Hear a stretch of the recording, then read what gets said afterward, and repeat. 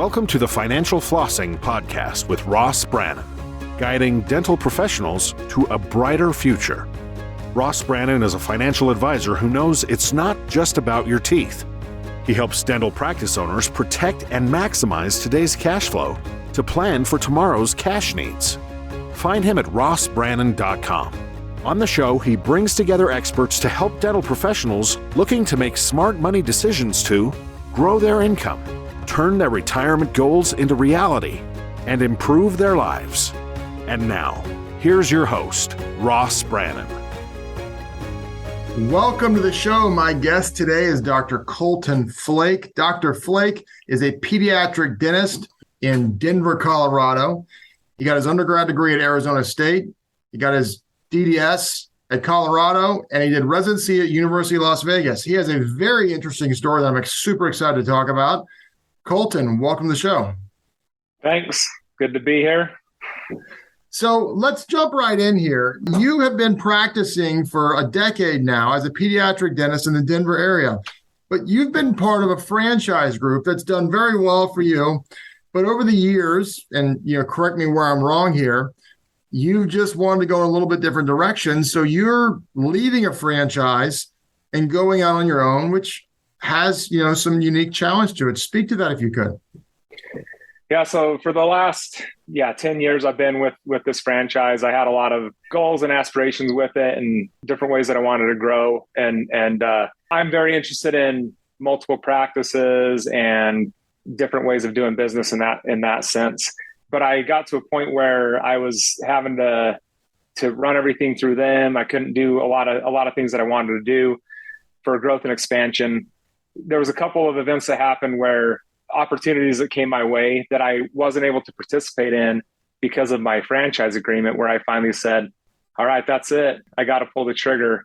It was that kind of that turning point or fork in the road where you make a decision, and I think it's going to pay off. I think in the long run, it's going to pay off. So I terminated my franchise agreement, and I'm in the process of separating out. Now, that's a big decision, and I'm sure you probably had to weigh on that and ponder that for quite a while. Big decision. It cost me a lot of money, a lot of time, a couple layers of stomach lining.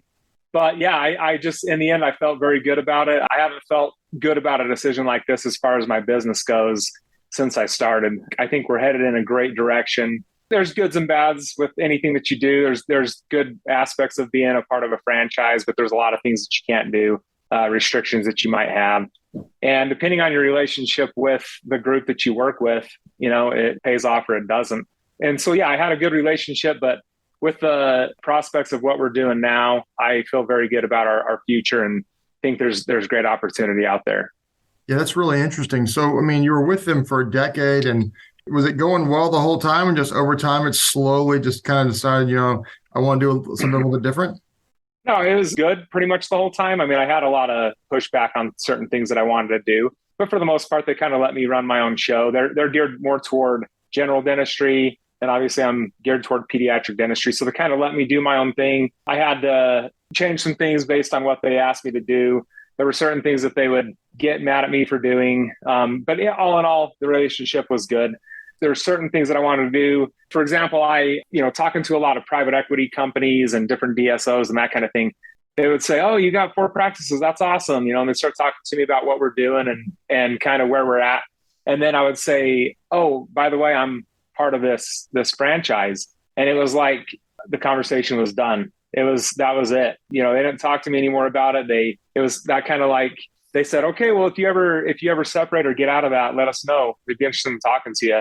So I think just networking in general, the doors have opened up so much since I started that separation process and kind of announced it on social media and that kind of stuff. I've seen the doors open from the finance side, from banks and lenders to different private equity groups or DSOs that have talked to me. And not to say that I'm joining any of that kind of stuff at this point, but there's definitely opportunities, and there's some opportunities I'm looking for with different alliances and that kind of thing that I wouldn't be able to do with the franchise. Yeah, from an exit standpoint, being a part of a franchise, it's okay, you're just going to sell it back to the company, or you're going to sell it to the next guy. You don't really have the flexibility to really exit the practice the way many people are exiting practices today. obviously you kind of have this blanket or this little cushion that you're sitting on with the franchise where they kind of help you navigate through things. But at the same time, they're taking a cut of everything that you do. They're taking part of that, including if you go to sell. If you go to sell, you're not just selling it. You can't just go out and outright sell it to somebody, that you're going to retire and you're selling it to another dentist coming in. You couldn't join any kind of a DSO type deal where you're selling to them, for X multiple. You're super limited on what you can do, and you're kind of beholden to what they want. So if they say, yeah, you can sell it to that guy, or no, you can't, you got to go with it. Yeah. And at the same time, the flip side is you get their systems, and that's, that allows you to, their systems and processes where a lot of people struggle. But a guy like you could say, okay, I can just recreate these systems on my own and help build my business, because you learn from them and you see the pros and cons of a large organization. And there's obviously some pros, but there's obviously some cons. And you can say, okay, I can build my mousetrap how I want to build it and make it better. Yes. I mean, for certain people, the franchise is perfect. It's exactly what they need. For somebody that's an entrepreneur, that I consider myself somewhat of an entrepreneur. For someone that's an entrepreneur, it's good, but I think there's other opportunities that are better. And it's just a matter of, and it took me so long to cut the strings because it was very expensive and very painful to make this happen. But like I said, there were a couple of triggering events where it was like, okay, it's got to happen, and this is it. So I made the decision there. But for other people, this is perfect. Like, this is what they need. They need that structure. They need that team backing them, or the systems that are backing them. And ideally, there is all that stuff, all that structure in place that you can fall back on. It's not always the case, obviously. There's times when you look at it, you're like, this is like crazy unorganized, and other things that you look at and you say, wow, they're really smart in putting this together. What's the biggest challenge you've seen from separating from the franchise?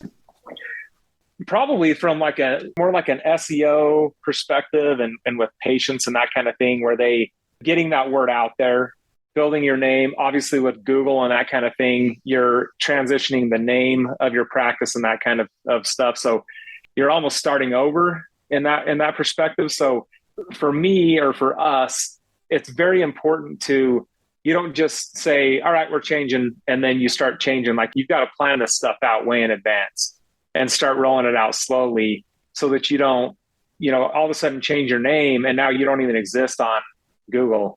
You build up a reputation, you build up Google reviews and your SEO presence and that kind of stuff. You want to try to maintain that as much as possible. So it's for us, it was very important to work with our marketing people and other people that we're involved with, to make sure that we maintain as much as possible that momentum going forward, and we're not just starting over from zero.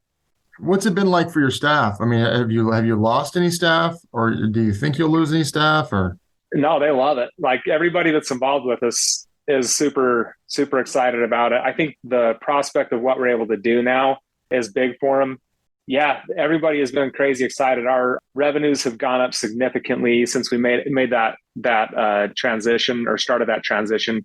A lot of it might just be we're excited about it, so we're working harder, we're working better, we're more efficient, we're happier in the clinic, we're taking care of patients better.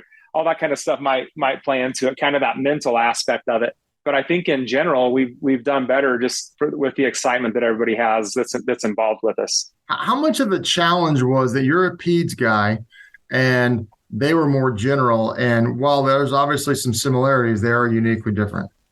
I mean, it was a challenge because I had to do everything myself as far as marketing goes and structure goes. We use very, very few of the systems that they have, of what systems they do have.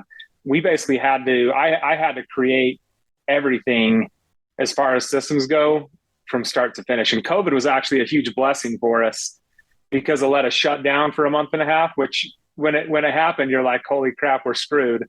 But when I was able to step back and not have to be in the clinic seeing patients, I was able to restructure everything we're doing and get those systems really nailed down. So yeah, I mean, it helped us with the name, but that was about the extent of it. I mean, the rest of it kind of was on our shoulders. Interesting. Let's pivot here and let's talk about your practice. So you're a pediatric guy. What made you want to go pediatrics versus general? I was actually, when I started dental school, I was planning on doing periodontics. And that's what was my focus was. I did some externships in perio and I was heading that direction. But my third year in dental school, we do some rotations in the community. And my first rotation was on a mobile clinic, like in a bus, and it was working on kids. And myself and one of my really good friends from dental school, still really good friends, we went on this bus and it was awesome. I loved it. Loved working on kids. We started working in the kids clinic and I loved it. I like having fun with patients. I actually got in trouble a lot in dental school from joking around too much with patients. Some of the faculty would tell me I need to be more serious, but I love joking around with people and having a good time. So I did that with my patients and I can do that with kids and get away with it. So I can joke around with them and have a good time. I occasionally will do free dentistry, like a free dental day type thing and work on adults. And I know a lot of people say, I don't know how the heck you work on kids. Well, when I have those free dental days with adults, I say, I hate working on adults. They complain about everything. Yeah, kids are more fun in general. You know, my philosophy in life is I don't want to grow up, I'm a Toys R Us kid. If you're old enough, you know what Toys R Us is. It's now out of business. But if you're younger, you're like, what's Toys R Us? Or you never saw the commercials. But yeah, you gotta have fun. So That's right. Talk about what makes you guys different in regards to pediatrics versus other people. Obviously, the atmosphere, obviously the way you deal with patients, but what kind of sets you guys apart? We try to focus a lot so we focus on patients, obviously, and on their care. We focus on our team too. We try to make our team as happy as they can be coming to work because we know if we take care of them, they're going to take care of our patients. We try to educate everybody from our team to the patients. We're always trying to give, life lessons and different things to our team, trying to help them just, in their lives.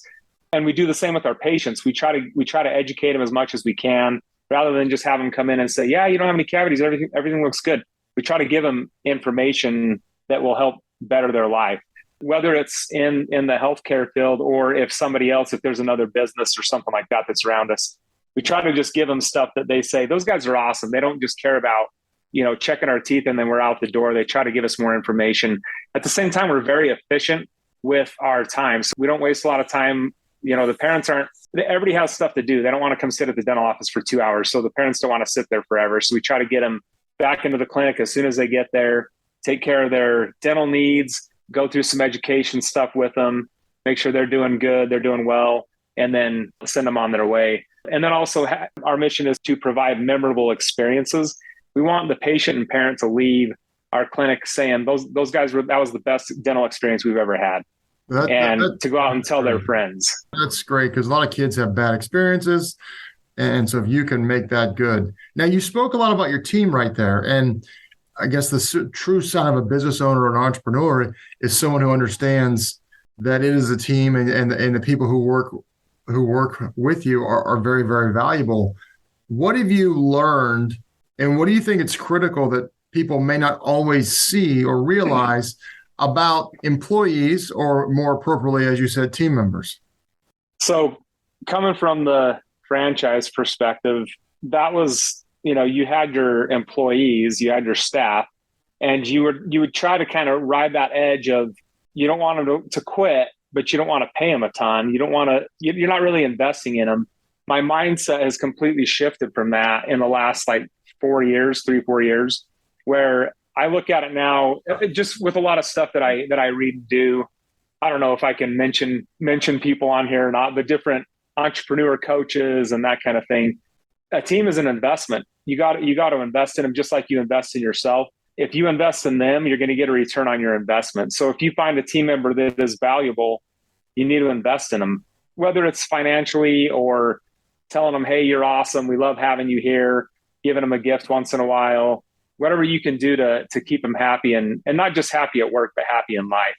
So yeah, it's become critical where you've got to invest in your team. And then I tell them all the time, hey, we're investing in you. We need you to invest in us. I think it's critical to get them to buy in with ownership, and people are your most important asset. I think it's a really good point. And taking care of people is a really big deal. especially right now when finding help, much less good help, is so hard. Crazy. I mean, everybody tells you this. So you think, man, is it just us? And then everybody you talk to, it's the same story. I don't know what's going on with it, but it is very hard. So if you find somebody good, you got to hang on to them. Apparently, somebody else will hang on to them if you don't. Apparently, there's a lot of well-paying jobs out there that you and I don't know about. I think it's sitting on your couch for a lot of people. I don't know. It's very interesting. So what would you say, what's the biggest lesson that you've learned in this process over the last year of leaving the franchise? I think the biggest thing is if you've got something that you want to run with that you are passionate about, you feel confident it's going to work, just go for it. You got to pull the trigger and go for it. Like make that transition. And I can't remember what it's called. I'm trying to remember what it was.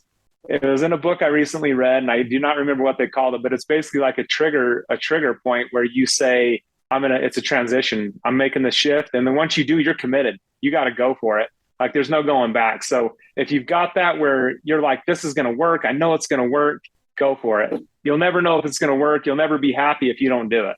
And then what's the biggest thing you've learned in your 10 years of practicing? Probably the biggest thing is you got to treat people well. You got to take care of them. It's not all about finances. It's about taking care of people, whether it's a patient, a team member, whatever it is, a fellow, doctor. You got to take care of people. If you take care of them, like Joe Polish is one of the guys I listen to, him and Dan Sullivan say, if you take care of people on your way up, you're going to meet them again on your way back down. So be nice to them on the way up. You take care of them on the way up, they're going to take care of you on the way down. So just maintaining relationships, building relationships, networking, all that kind of stuff. It all ties together. That's great advice. So if someone hears you and they want to pick your brain on the franchise model or the going on your own model, how can someone get in touch with you? The easiest is probably to send me an email, Dr. Colt, DRCOLT @grinpediatricdentistry.com. That's probably the easiest. Just send me an email there. That's fantastic. I really appreciate your time today, Dr. Flake. This has been a very unique conversation that we don't hear very, very much. Yeah, there's other people out there that are doing it. Go look for them. Thanks again. You've been listening to the Financial Flossing Podcast with Ross Brannon. This has been another episode of Financial Flossing with Ross Brannon, guiding dental professionals to a brighter future. If you liked what you heard, consider subscribing wherever you listen to podcasts. For more on Ross Brannon, visit rossbrannon.com.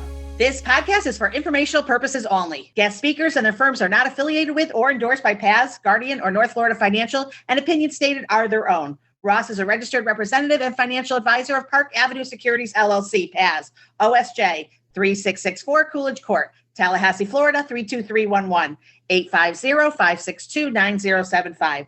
Security products and advisory services offered through PAS, member FINRA, SIPC, financial representative of the Guardian Life Insurance Company of America, Guardian, New York, New York. PAS is a wholly owned subsidiary of Guardian. North Florida Financial is not an affiliate or subsidiary of PAS or Guardian. Arkansas Insurance License Number 161-39032.